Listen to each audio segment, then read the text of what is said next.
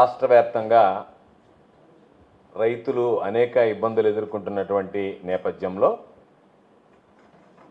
రైతుల సమస్యల పట్ల పోరాటం చేయాలనేటువంటి లక్ష్యంతో మా నాయకుడు వైఎస్ జగన్మోహన్ రెడ్డి గారి పిలుపు మేరకు అన్నదాత పోరు ఈ నెల 9వ తేదీన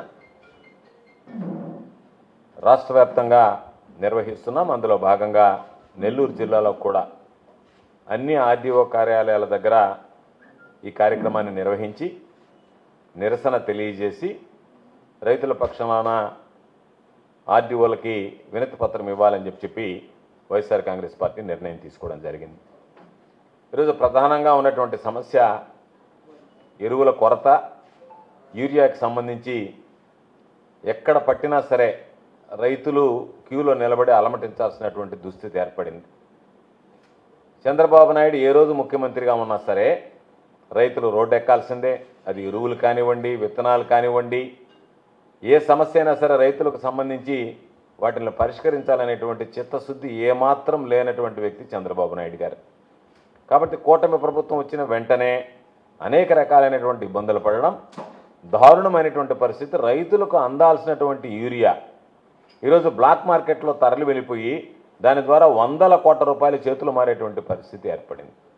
100 కోట్ల రూపాయలు చేతులు మారుతుంటే ఈ ప్రభుత్వంలో ఉన్నటువంటి సాక్షాత్ వ్యవసాయ శాఖ మంత్రే ఎరువులు విషయంలో 50% కన్నా ఎక్కువ డీలర్లకు ఇచ్చాం, దానివల్ల ఇది జరిగింది, వ్యాపారస్తులకు ఇచ్చినందువల్ల అని చెప్పి దానిని నిరోధించలేక ఈరోజు చేతులు ఎత్తేస్తే రైతుల పాపం యూరియా లేక ఈరోజు నష్టపోయి పంటలు దెబ్బతినేటువంటి పరిస్థితి ఏర్పడింది. కాబట్టి ప్రభుత్వం ఈరోజు యూరియా మీద దృష్టి పెట్టాల్సిందే, రైతులకు యూరియా అందించాల్సిందే. ప్రత్యేకించి నెల్లూరు జిల్లాకు సంబంధించి ఈరోజు పంట కోతలు ప్రారంభమయ్యాయి. 19,770 రూపాయలు పుట్టె 850 కేజీల ధాన్యాన్ని నెల్లూరు జిల్లాలో పుట్టుల కింద కొలిచేటువంటి ఆనవాయితీ. 850 కేజీని మనం పుట్టి అంటాం. 19,770 రూపాయలు పుట్టుకున్నటువంటి గిట్టుబాటు ధర. అయితే ఈరోజు 15,000, 14,000 ఇంకా కోతల ముమ్మరమై ధాన్యం మార్కెట్లోకి వస్తే ఇంకా తగ్గేటువంటి పరిస్థితులు ఏర్పడ్డాయి.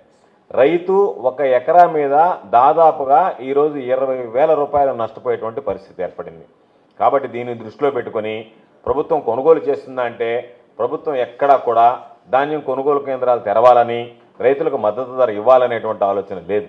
కాబట్టి వరి పండించుకున్నటువంటి రైతులు, రెండో కారు పండించుకున్నటువంటి రైతులు నెల్లూరు జిల్లాలో దారుణంగా దెబ్బతినేటువంటి పరిస్థితులు ఉన్నాయి, నష్టపోయేటువంటి పరిస్థితులు ఉన్నాయి. కాబట్టి దాని మీద వెంటనే ప్రభుత్వం దృష్టి పెట్టాల్సినటువంటి అవసరం ఉంది. కాబట్టి రేపు సెప్టెంబర్ 9వ తేదీ జరిగేటువంటి ఈ అన్నదాత పోరులో అన్ని రకాలైనటువంటి సమస్యలు, ఒకటి రైతులకు సంబంధించి యూరియా అనేటువంటిది గతంలో ముఖ్యమంత్రిగా జగన్మోహన్ రెడ్డి గారు ఉన్నప్పుడు రైతు భరోసా కేంద్రాల ద్వారా రైతుల ముంగిటికే ఆ రోజు ఎరువులు చేర్చాం. ఈరోజు 267.5 రూపాయలు, 270 రూపాయలు ఉన్నటువంటి యూరియా బస్తా 450, 600 రూపాయలు కూడా గరిష్టంగా కొనుగోలు చేసేటువంటి పరిస్థితులు ఏర్పడ్డాయి. అంటే దాదాపుగా రెట్టింపు ధర కన్నా ఎక్కువగా ఈరోజు బ్లాక్ మార్కెట్లో రైతులు కొనుగోలు చేయాల్సినటువంటి పరిస్థితి ఏర్పడింది. కాబట్టి గతంలో ఉన్నటువంటి ఏదైతే ఆచరించినటువంటి పద్ధతి ఉందో జగన్మోహన్ రెడ్డి గారి ముఖ్యమంత్రిగా రైతు భరోసా కేంద్రాల ద్వారానే ఇవ్వాలి అనేటువంటిది, దానిని ఎందుకు ఇవ్వడం లేదనేటువంటిది ఈరోజు ఈ ప్రభుత్వం స్పష్టం చేయాల్సినటువంటి అవసరం ఉంది. రైతు భరోసా కేంద్రాల ద్వారా పారదర్శకంగా ప్రభుత్వం నిర్ణయించినటువంటి రేట్లకే ఈరోజు ఆ యూరియా అందించాలనేటువంటిది వైఎస్ఆర్ కాంగ్రెస్ పార్టీ డిమాండ్.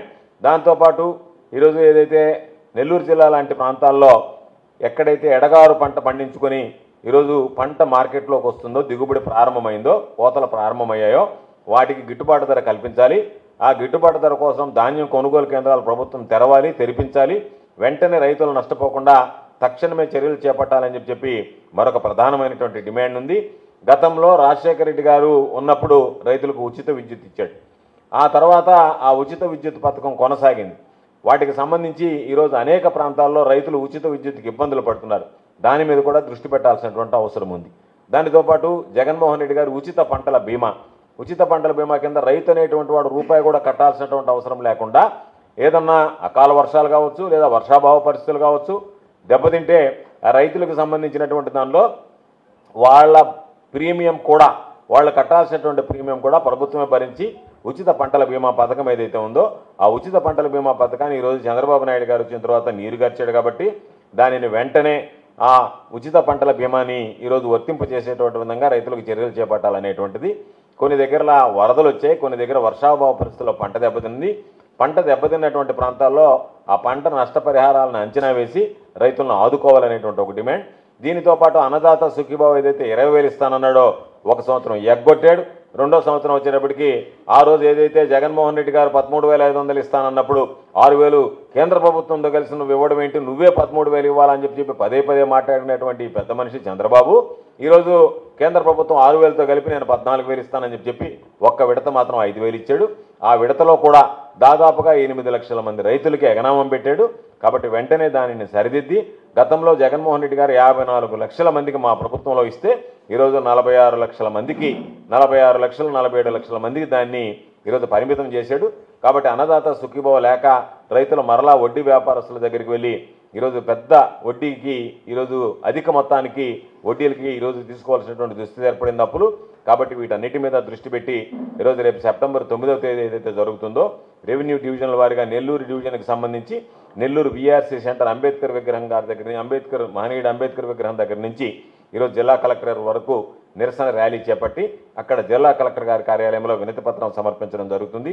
కావలి ఆర్డీఓ కార్యాలయం దగ్గర కావలి ట్రంక్ రోడ్డు సంబంధించి ఉదయగిరి బ్రిడ్జ్ కూడల దగ్గర నుంచి అంబేద్కర్ విగ్రహం దగ్గర నుంచి ఆర్డీఓ కార్యాలయం దాకా ఈరోజు దానికి సంబంధించి కావలి ట్రంక్ రోడ్డు ఉదయగిరి బ్రిడ్జి దగ్గర ఉండేటువంటి అంబేద్కర్ విగ్రహం దగ్గర నుంచి కావలి ఆర్డీఓ కార్యాలయం దాకా నిరసన దీక్ష చేపట్టి కావలి ఆర్డీఓ కార్యాలయంలో వాళ్ళు దాని వినతిపత్రం అందజేస్తారు. ఆత్మకూరు ఆర్డీఓ కార్యాలయం దగ్గర ఎంజీఆర్ బస్ స్టాండ్ దగ్గర నుంచి ఆర్డీఓ కార్యాలయం దాకా నిరసన ర్యాలీ ప్రదర్శనతో అక్కడ ఆత్మకూరు ఆర్డీఓ గారికి వినతిపత్రం సమర్పించడం జరుగుతుంది. కందుకూరులో కూడా అంబేద్కర్ విగ్రహం సెంటర్ నుంచి సబ్ కలెక్టర్ కార్యాలయం దగ్గరికి వెళ్ళి కందుకూరు సబ్ కలెక్టర్ కార్యాలయంలో వినతిపత్రం అందజేస్తారు. సూళ్లూరుపేటలో జీఎన్టీ రోడ్లో ఉన్నటువంటి వినాయకుని గుడి దగ్గర నుంచి ఆర్డీఓ కార్యాలయం వరకు ఈ నిరసన ర్యాలీ చేపట్టి అక్కడ ఆర్డీఓకి వినతిపత్రం సమర్పించడం జరుగుతుంది. గూడూరులో ఉన్నటువంటి టౌన్లో ఉన్నటువంటి టవర్ క్లాక్ దగ్గర నుంచి ఆర్డీఓ కార్యాలయం వరకు నిరసన ప్రదర్శన చేపట్టిన తర్వాత ఆర్డీఓ గారికి గూడూరు ఆర్డీఓ గారికి వినతిపత్రం అందజేయడం జరుగుతుంది. కాబట్టి 6 చోట్ల నెల్లూరు జిల్లాకు సంబంధించి ఉమ్మడి నెల్లూరు జిల్లా కందుకూరుతో సహా 6 చోట్ల ఈ నిరసన కార్యక్రమాలు నిర్వహించి రైతుల పక్షాన నిలబడి ఆర్డీఓలకు వినతిపత్రాలు సమర్పిస్తాం. ప్రభుత్వ నిర్ణయం కోసం వేచి చూస్తాం. లేకపోతే ప్రభుత్వంతో పోరాడి రైతుల పక్షాన నిలబడడానికి పోరాటాన్ని ఉధృతం చేసి వైఎస్ఆర్ కాంగ్రెస్ పార్టీ అధ్యక్షుడు జగన్మోహన్ రెడ్డి గారి పిలుపు మేరకు వైఎస్ఆర్ కాంగ్రెస్ పార్టీ రైతుల పక్షాన నిలబడి పోరాటానికి సిద్ధంగా ఉంది అని చెప్పి తెలియజేస్తూ సెప్టెంబర్ 9వ తేదీన జరిగేటువంటి ఈ ఉమ్మడి నెల్లూరు జిల్లాలో కందుకూరుతో సహా 6 ప్రదేశాల్లో జరిగేటువంటి ర్యాలీలలో రైతులు వైఎస్ఆర్ కాంగ్రెస్ పార్టీ శ్రేణులు పెద్ద ఎత్తున పాల్గొని జయప్రదం చేయాల్సిందిగా విజ్ఞప్తి చేస్తున్నాం.